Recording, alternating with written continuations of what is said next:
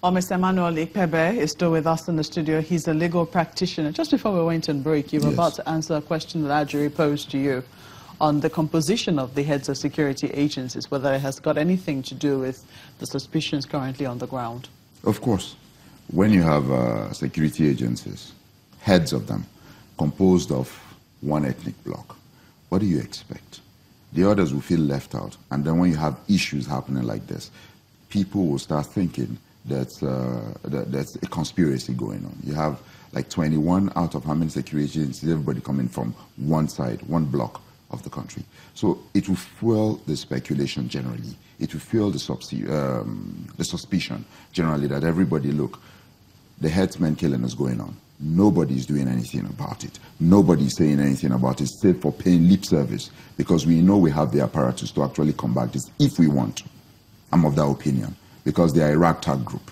The Nigerian military can actually combat it if they have what's it called now, the orders to actually combat it. But who is going to give these orders? That's the question Nigerians are asking. These allegations have been on the ground even before General Danjuma spoke. Yes. I mean, we've been seeing places, communities that have been attacked, alleging that the military was there, or we called them, they didn't do anything, or in some instances, they actually watched on while these people attacked, or, you know, they did not do anything, but when we wanted to protect ourselves or, you know, go back in reprisal or defense, then we were stopped. We've heard statements like that.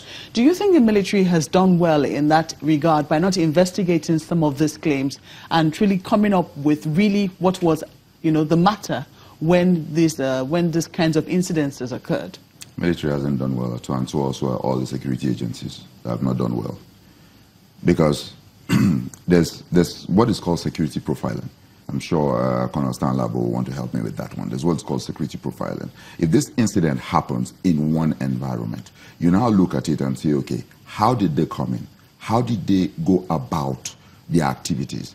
So that you now use the information you get to stop reprisals or the same kind of attack recurring in several other communities, because we know these people are nomadic headsmen, that they move from place to place. So you can checkmate them using the information you've gathered from the first point where it happened. But all that has not happened. They've been reactive, they just come around, look at the place, and then no report is being brought, and no security agent is on field to actually say, okay, now we've gotten this kind of report. We can actually stop them 2-3 months before they get into action again in another community. And so that's why I was saying it happening all over. Let's get the reactions of Colonel Labo on this. Back to you.